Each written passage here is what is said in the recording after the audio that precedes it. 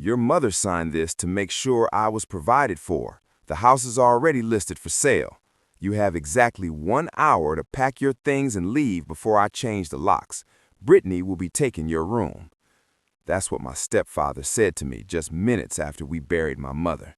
He didn't bother pretending to grieve. He simply tossed the document onto the desk in front of me. I looked down. It was a quitclaim deed, dated 3 days before my mother slipped into a coma. The signature was uneven and unstable, nothing like hers. It was clearly forged, clumsy, and rushed. Then I glanced out the window and saw a black SUV parked outside with 2 heavy-set men watching the house. Suddenly, everything became clear. Stephen wasn't only greedy, he was scared. Loan sharks were after him, and selling my mother's house was his only way out. I didn't yell, I didn't plead to stay. I picked up my bag and met his eyes. "Enjoy the house while you can, Stephen.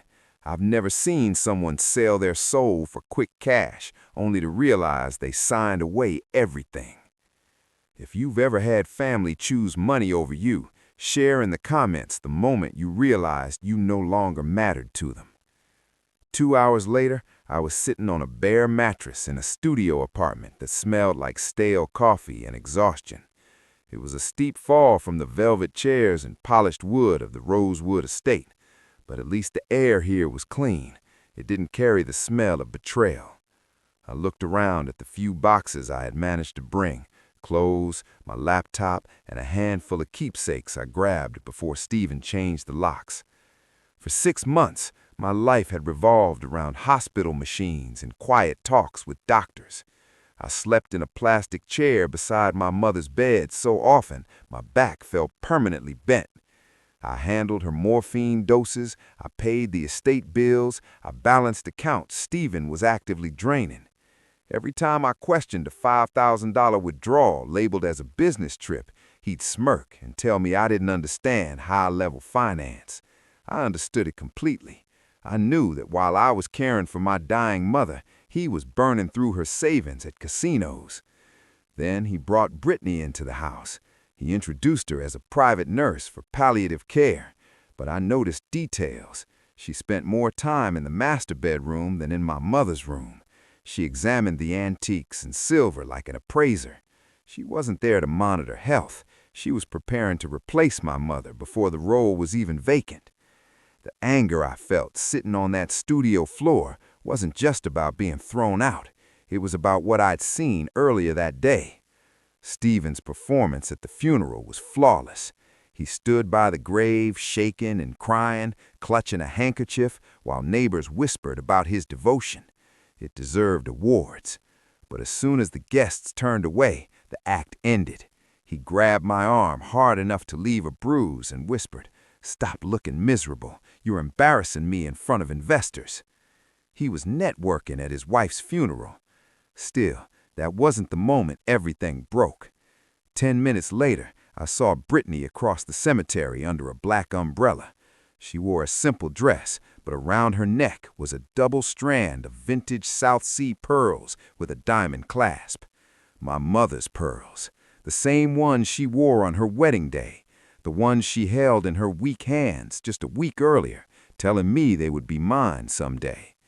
Stephen hadn't only taken the house or the money, he'd emptied the jewelry box before my mother was even buried and placed the pieces on his mistress. That was when I realized this wasn't just greed, it was erasure. He wanted to remove my mother and me entirely so he could start fresh with his girlfriend and a $5 million balance. He believed he'd won. He thought losing my home and inheritance would destroy me. But sitting in the dark of that small apartment, watching rain streak the window, I stopped crying. I wiped my face and looked at my laptop resting on a stack of books.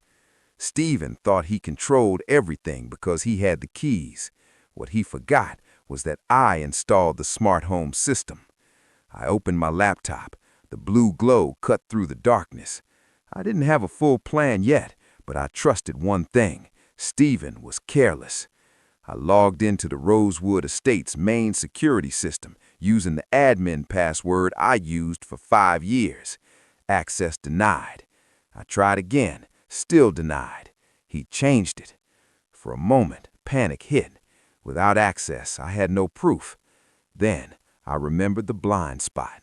6 months earlier, when I suspected the nurse wasn't caring for my mother, I installed a separate network of hidden nanny cameras. They were high definition, recorded audio, and were concealed in the library and master bedroom. They ran on an independent server Stephen didn't know existed. I entered the password, Eleanor 1960, my mother's name and birth year. Access granted. My heart raced as I scrolled through the archived footage. I didn't have to search long. I opened the file marked from the previous night at 11:43 p.m., the night before the funeral. The library camera feed filled the screen. Stephen was pouring himself a glass of my mother's reserved vintage scotch, the bottle she saved for my wedding. Brittany was there too, spinning in the executive chair, laughing like someone who'd broken into a liquor cabinet. I put on my headphones. "Are you sure this'll work?" Brittany asked, holding up a document. "The signature looks shaky." Stephen drained his glass.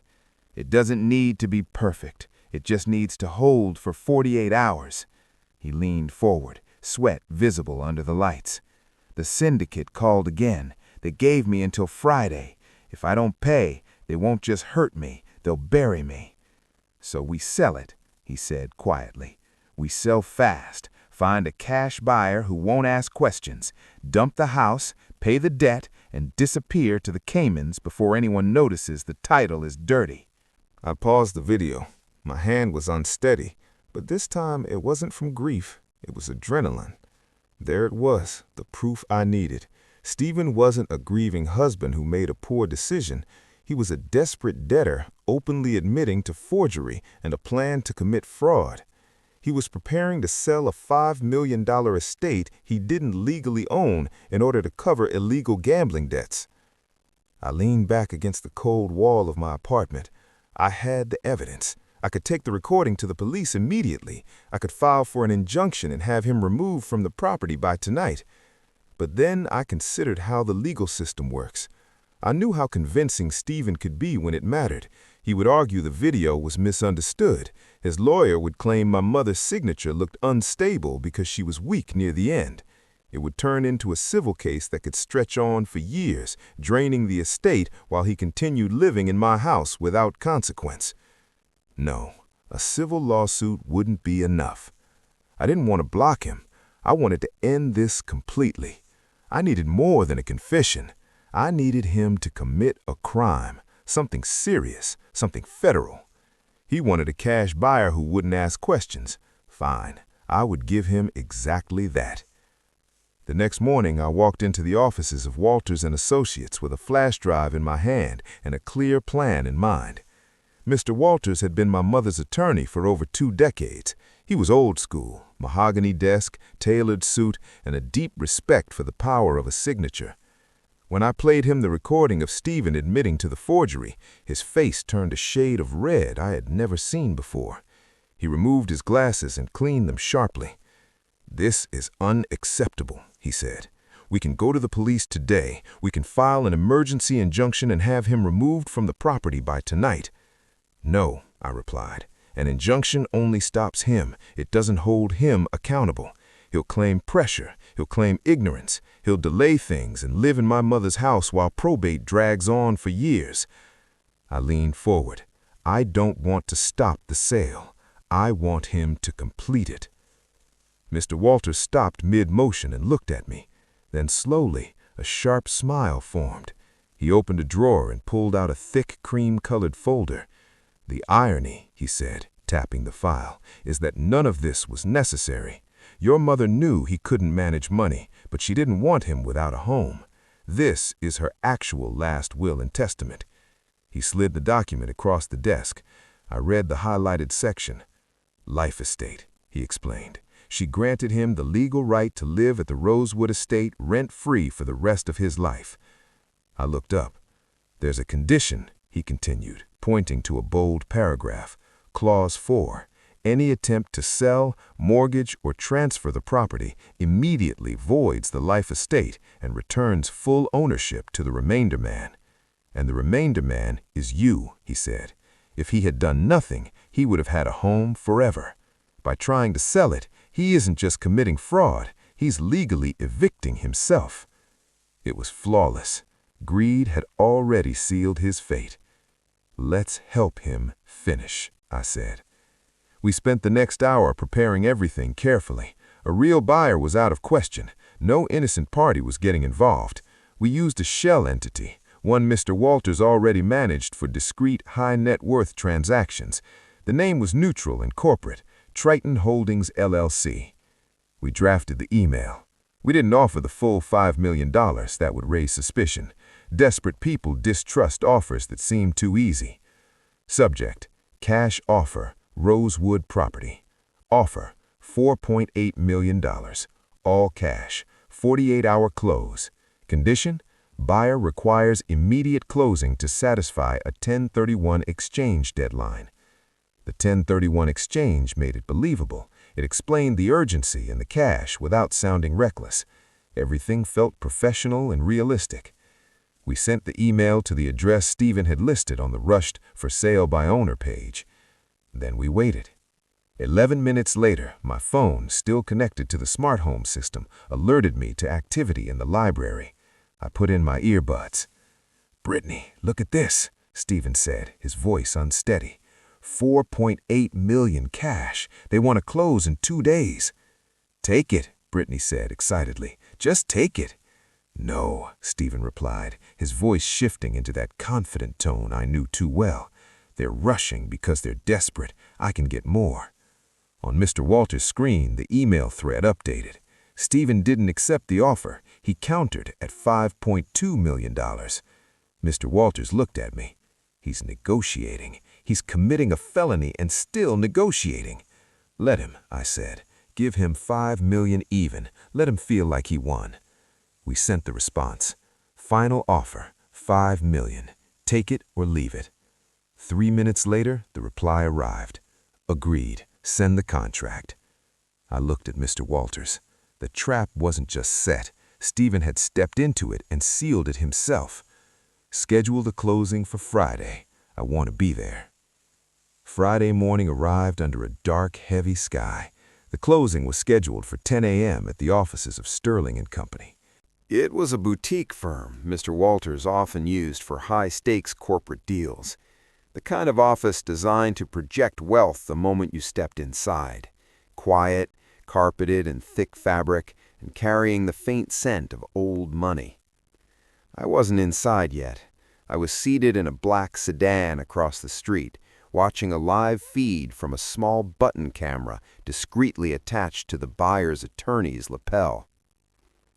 At 9:55 a.m., a taxi arrived. Stephen stepped out. He was wearing a suit I recognized, an Armani he'd bought for my mother's 50th birthday 5 years earlier. It was tighter now, stretched by weight gained from stress and cheap alcohol, but he fastened it with the confidence of a CEO about to close a deal. Brittany followed him, looking less like medical staff and more like a vacationer, scrolling through her phone. I zoomed in on the feed.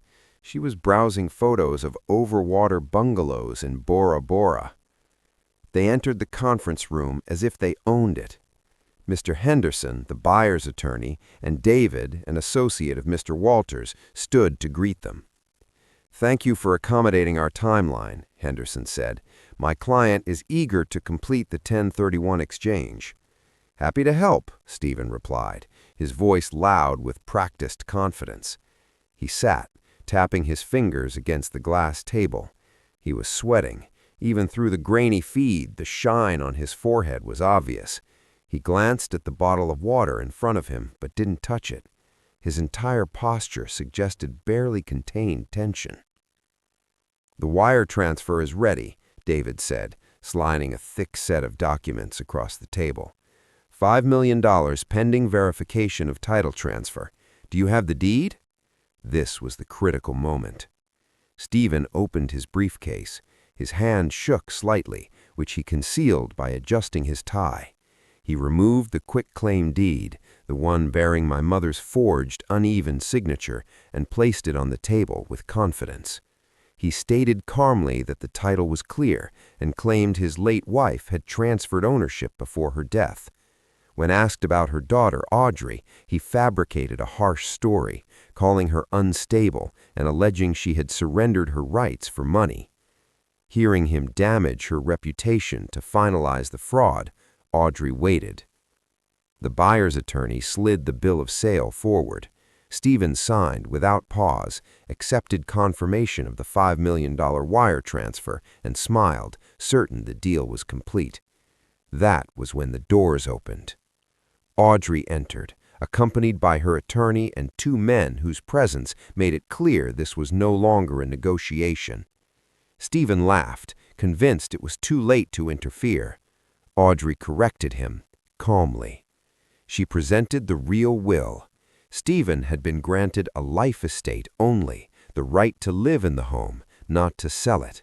By attempting to transfer the property, he had immediately voided that right. 5 minutes ago, he had a place to live. The moment he signed, he legally removed himself. The situation worsened quickly. The funds he accepted were now evidence. A detective identified the offense clearly: federal wire fraud. The transfer was frozen. Stephen panicked. Brittany attempted to leave, but the detective produced audio recordings and documentation showing stolen estate jewelry, tying her to the scheme as an accessory. As Stephen was handcuffed, he pleaded with Audrey, calling himself her father. She ended the conversation with a single statement. He had never raised her. He had only tolerated her. And now, as the lawful owner, she was evicting him. Stephen was escorted out. The property was reclaimed. The locks were replaced. Later, alone in the quiet house, Audrey held her mother's pearls and finally took a steady breath. Sometimes revenge isn't destruction. Sometimes it's allowing someone to sign away their own future, while you keep the keys.